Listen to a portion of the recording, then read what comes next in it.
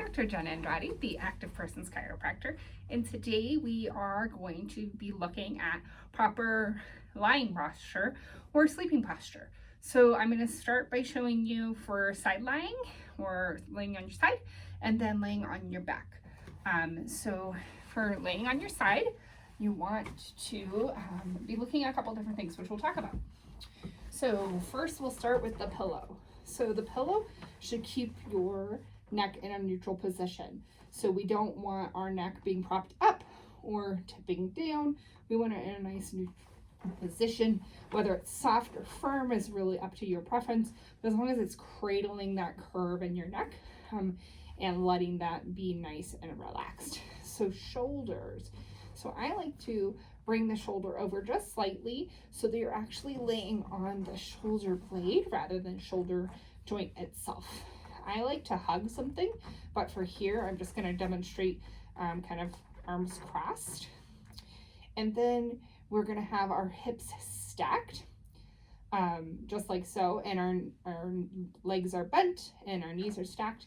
And then at home, you can put a pillow or something in between your legs. So we don't want our hips out like this or kind of crossing in like this, because that puts more stress onto the pelvis and onto the lower back. So we kind of want that pelvis to be kind of neutral at that position. So if we had a pillow in between, that would be proper side lying posture, much more comfortable and less stressful on your body. And then for laying on your back, same thing. So this pillow is a little high for me because it's actually pushing my neck up. So I'm going to pull it out. So this is kind of better position for me. You can see my neck's more in a neutral position. So my shoulders and my head are kind of at the same position. And then you can actually put something underneath your legs to support your knees and take a little bit of stress off of the lower back. So I'm using a foam roller because it's what I have right here. But at home, you can roll up a towel, or if you have like a smaller pillow or something like that, you can put underneath. So that's creating a slight